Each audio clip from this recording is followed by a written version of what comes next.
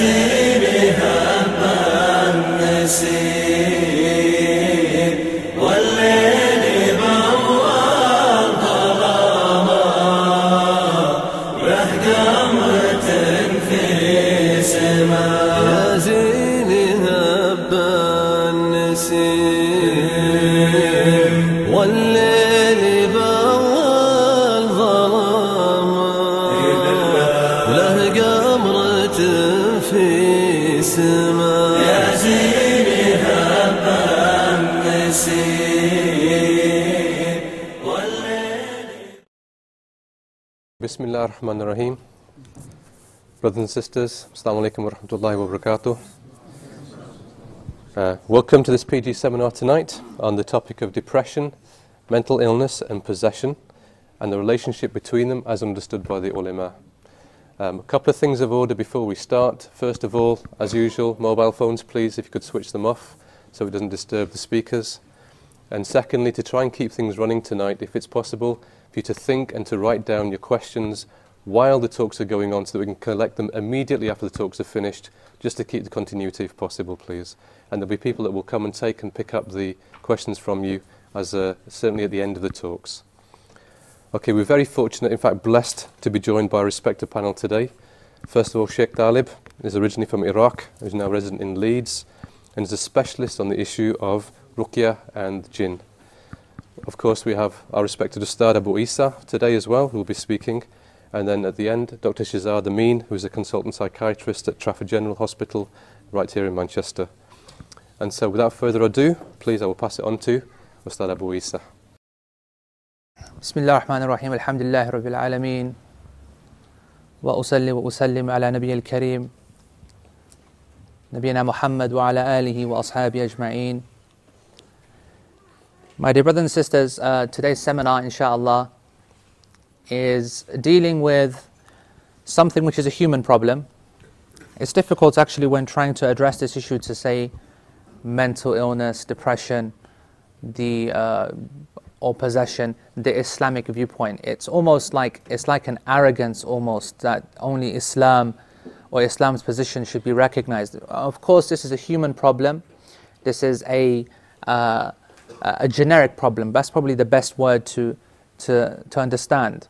It can afflict all mental illness, afflicts Muslims and non-Muslims. The issue of possession as well, of course, is not just restricted to Muslims. So this is something which the entire world's cultures and religions and nations have an understanding of and have a position of.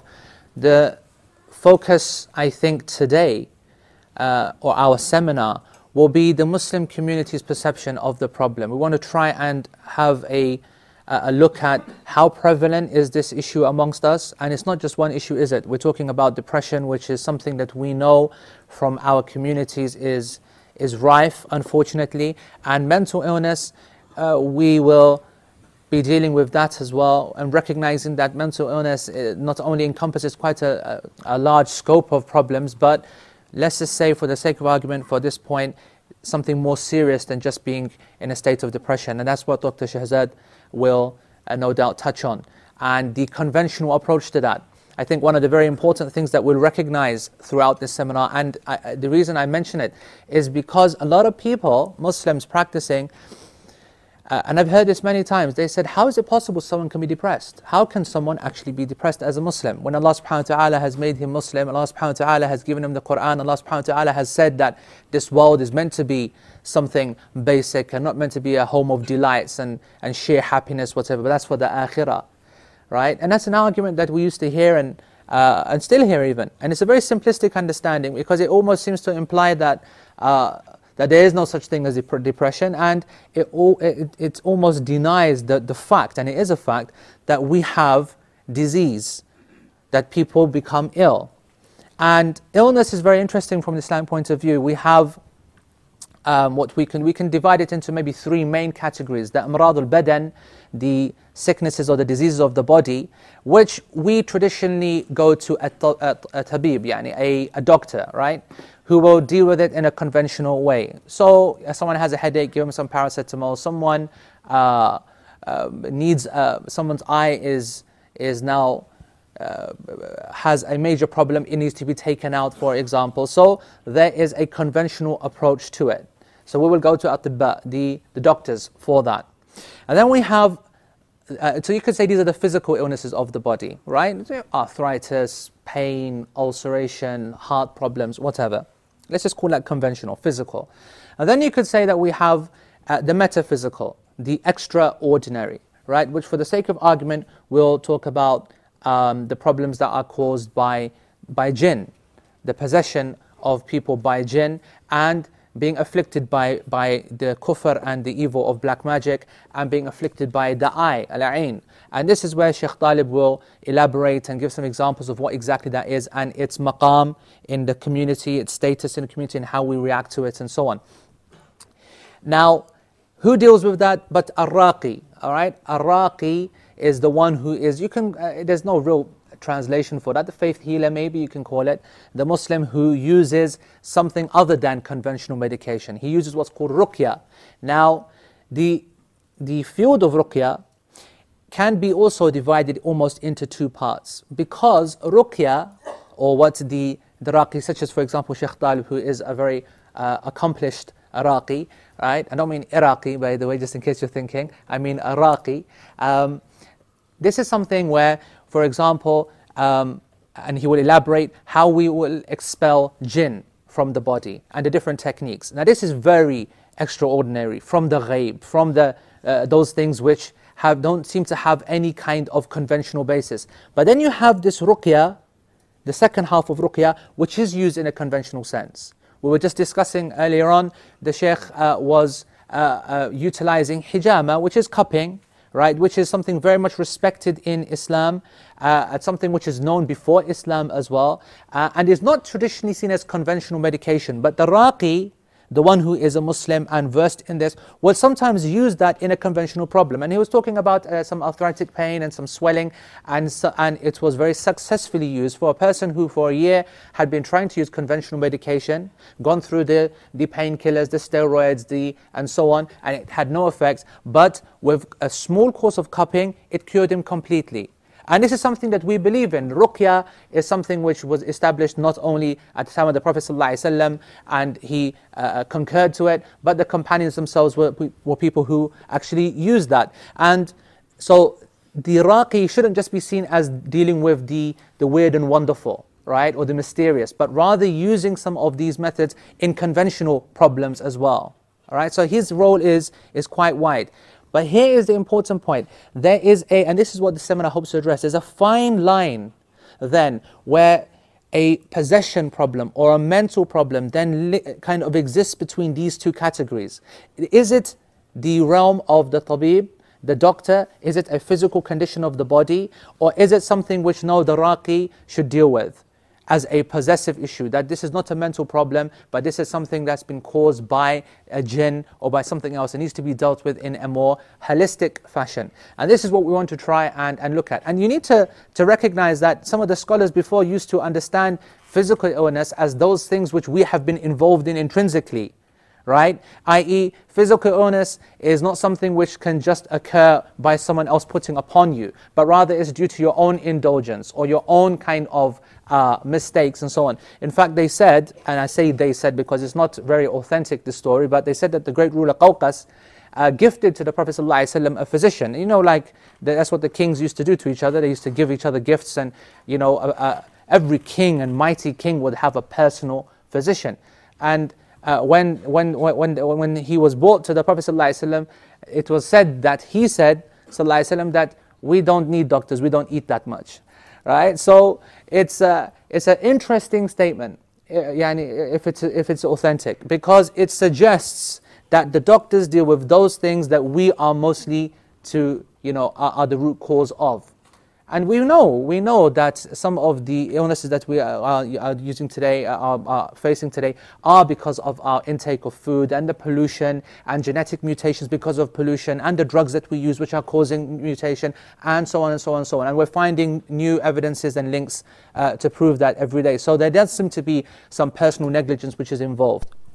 But when it comes then to ruqya, we know then that the scholars sometimes they deal with jinn in a very kind of holistic fashion, but then they will sometimes, for example, a person has a pain, they will use ruqya. We know that the companions of the Prophet ﷺ, they sometimes took the ayah, Allah subhanahu wa ta'ala says, وَنُنَزِّلُ مِنَ الْقُرْآنِ مَا هُوَ شِفَاءٌ وَرَحْمَةٌ لِلْمُؤْمِنِينَ. And we reveal from the Qur'an that what is a healing, a cure, and a mercy for the believers. And what they would do is understand that ayah literally, and they would wash off the ink from the pages of the Mus'haf and drink it, because they used to believe that this is something which can physically give some kind of shifa. So you can see then that the lines are blurring between the conventional application to pain by Iraqi, and Iraqi sometimes using the Qur'an in a more traditional sense, which will be elaborated, for those things with the jinn. And then we move on to the last category of illness, which we're not going to cover today, but I want to emphasize, because it is the most serious illness, and that's the illness of the heart. Okay, the amrad qalbiya is that which is the most important to deal with, and the sickness of the heart leads to an absolute disaster in this life and in the hereafter. The sicknesses of the heart, when it becomes black and it becomes non-responsive to the light of Islam, to the light of justice, and it starts to become covered with greed and envy and lust and jealousy and all these kind of things that we suffer from so much, then this can reach a state where it will destroy a person. As Ibrahim alayhi salam said in his dua, وَلَا تُخْزِنِي يَوْمَ يُبْعَثُونَ, and do not disgrace me that the day that everything will be resurrected. يَوْمَ لَا يَنْفَعُ مَالٌ وَلَا بَنُونَ, that day in which that no money and no sons are going to avail anyone. What is, except for that person, إِلَّا مَنْ أَتَى اللَّهَ بِقَلْبٍ سَلِيمٍ, except for that person who comes to Allah with a sound heart, with a good heart, a healthy heart. So this is something which the Prophets emphasize, that the real success in this dunya and hereafter is to look after the heart. And who is the doctor of the heart but the alim, the scholar? And he is the one who, through his teachings and through his explanation of the words of the Prophet ﷺ and the words of Allah subhanahu wa ta'ala, really bring out the shifa. وَرَحْمَةٌ لِلْمُؤْمِنِينَ from the Qur'an. So we need to understand that disease is something very, very real, that in Islam it exists. It is something that has always been referred to in our history. For example, we know to go to mental illness, we sometimes call a person majnoon. Even in our cultural kind of Asian culture, we call someone who's crazy majnoon. And the word majnoon itself is an interesting word. It comes from the Arabic verb jannah. And if we said jannahu, it means that in the original literal sense, it means that he concealed something, that he covered something. And it refers to, for example, when we said that janna anhu, that the light was taken away, it became dark upon a person. And this word leads to the idea of jinn from the same root, because they are concealed from us. We can't see them, we can't make them out, we don't know where they are unless they choose to. And if you look at some of the definitions that the earlier ulama used to give for the jinn, they would say concealed from the eye, from the third creation, and from humans and angels, the third creation, the jinn, that can take shape and body if they wish. So that's what they defined them from. And majnoon in the Arabic means the person who has been afflicted by the jinn, right? Possessed by jinn. But then we recognize that although that means therefore something that needs to be dealt with by someone who knows how to exercise the jinn, we also recognize that the word majnoon also has a conventional understanding, that it just means mentally mad or insane or corrupt of mind. And we have words in the Arabic which, for example, kharafa means that mental kind of capacity has been corrupted, and so on. So we have words that are synonyms of majnoon, and I think these words and the way that we use them today lead us to become confused. And it's interesting because the word janan means confusion. And we, I think, are in janan in a general sense anyway. And they refer to janan as the very, very dark part of the night where you can't see anything and you are not in control and you become confused. So I think we're very much in this kind of mode when it comes to the differentiations and trying to understand when it's something that we can deal with medication and when we have to pass it on. So my role it was just that, to introduce the topic, to make everyone understand that yes, in our communities we have a variety of problems when it comes to the mental capacity.